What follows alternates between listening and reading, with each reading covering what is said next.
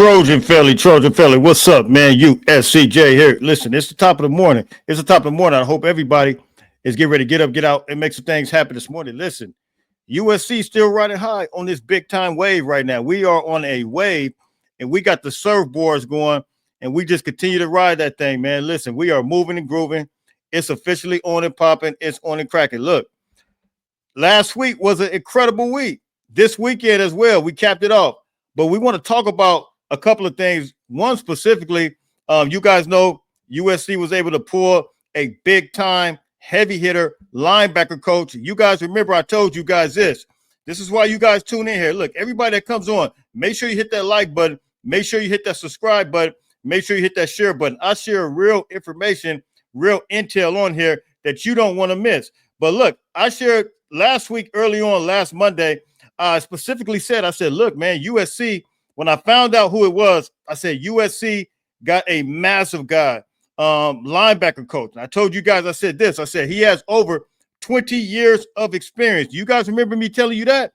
And I told you that the relationship aspect with D'Anton Lynn, Eric Henderson, that's going to come into play. But I could not reveal exactly who it was due to other circumstances. And you guys see why now. You see that there's another title that's attached to him, which is assistant head coach of the defense. And I'm sure that was one of the details that was absolutely being finalized. But what I want to talk about after, we revealed who he was and we put out the announcement and we had a video for it. There were several individuals who had a lot of comments. They had a lot of good things to say.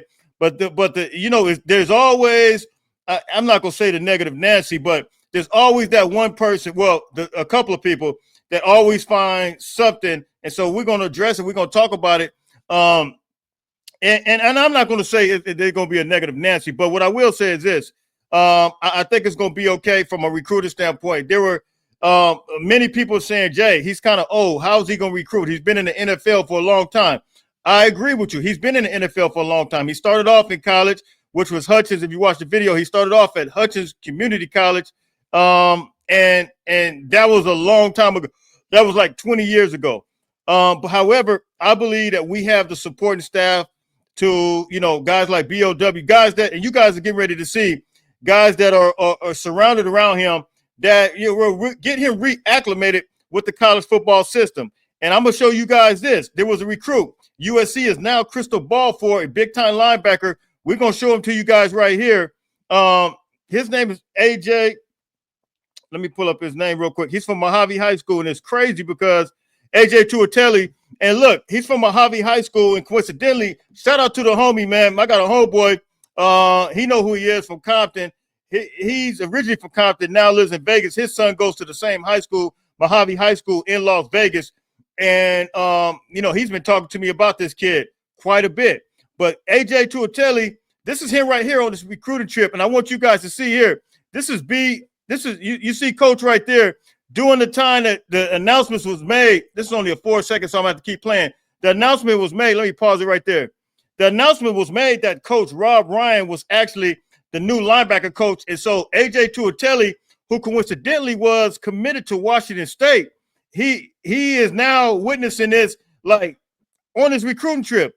This is who the new linebacker coach. Now, how would you like to be a recruit on a trip and you see the new linebacker coach being named, and you're like, whoa, this is an NFL guy? Look, you probably thinking like, look, I'm committing right now, right when you shut this camera down. It's go time. It's on and popping. And so that's the festivities that took place over the weekend. Not only did we get a big-time coach, a lot of people ask, here's the question. The answer to your question is this. Look, you see the coaches. You see Coach Dog around them. You see Coach BOW around them. And I think Bryson Allen, and I think the fact that these guys are around him, going to be a support staff with him, I think it's going to be straight up go time. They're going to help him out in recruiting, Coach Rob Ryan, and I think it's going to be a phenomenal thing. Now, this kid right here, he may be, he's crystal ball to us, so don't expect to see it possibly today. I'm going to tell you that right now. Today or this week, it looks like at the time I'm recording this, because you guys know I record the night before.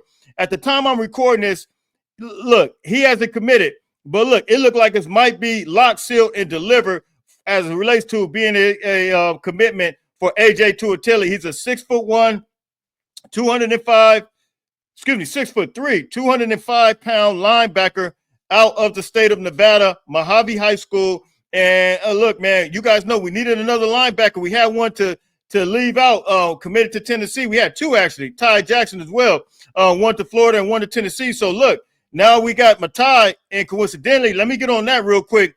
Matai, he looked incredible doing Polynesian Bowl. Look, let me say this.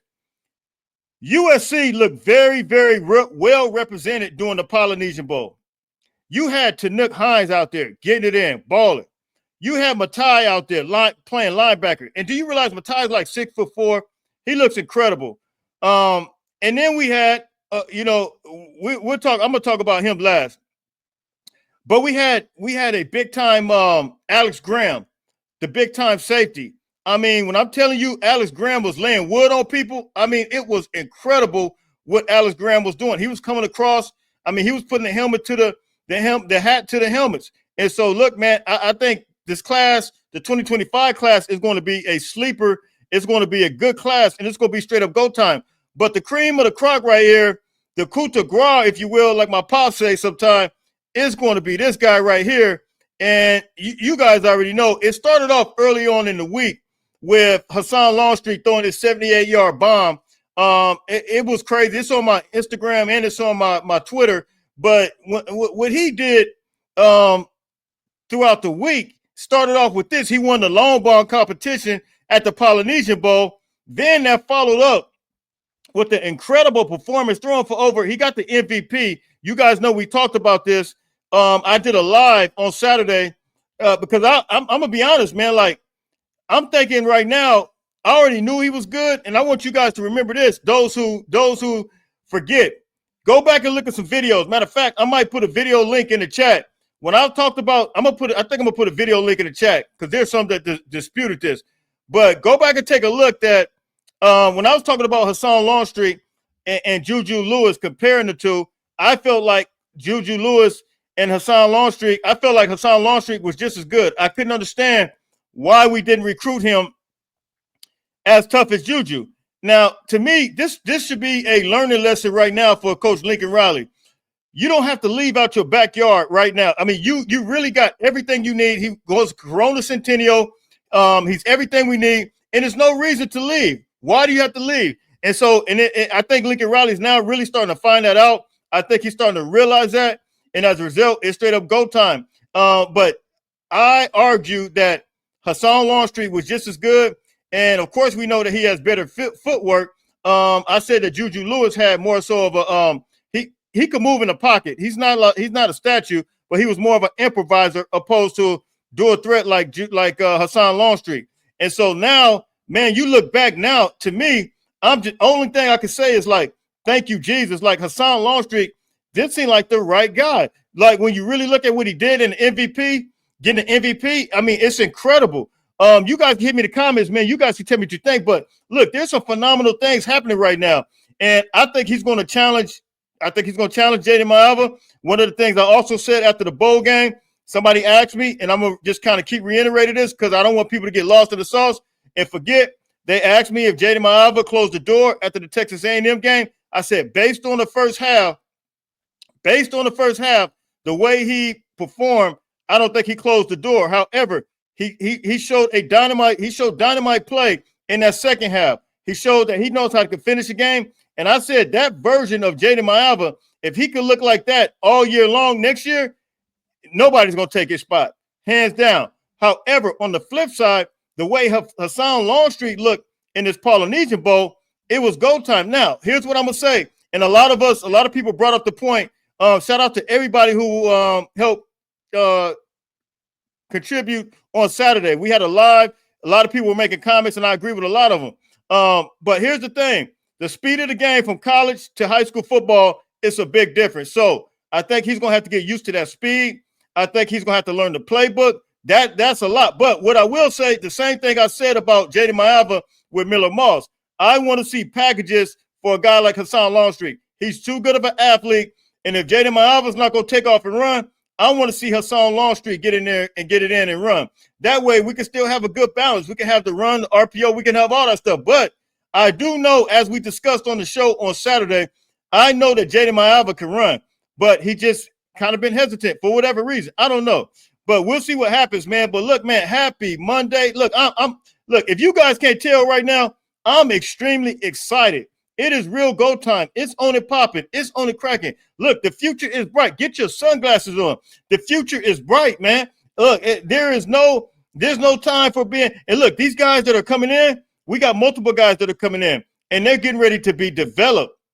They're getting ready to grow. And I just can't wait to see the product on the field. Look, we've seen thus far last year how guys improved on size. We're going to continue to see it again. And now we got bigger bodies as well that's going to add to it, man. So, look, I'm out of here, man. Happy Monday to everybody, man. Happy Martin Luther King Day to everybody.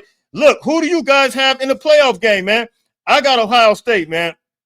Here's my score. I'm going to say 35-25, Ohio State. I think Ohio State just has too many weapons. That's just me, my opinion. I think Ohio State has way too many weapons. I think that those wide receivers are just – you see what Jaden Maiava did to Notre Dame, their defense. Quarterback play like Will Howard, he's okay. I've seen him make some mistakes at times. He got to be careful because Notre Dame defense will bait him into some stuff.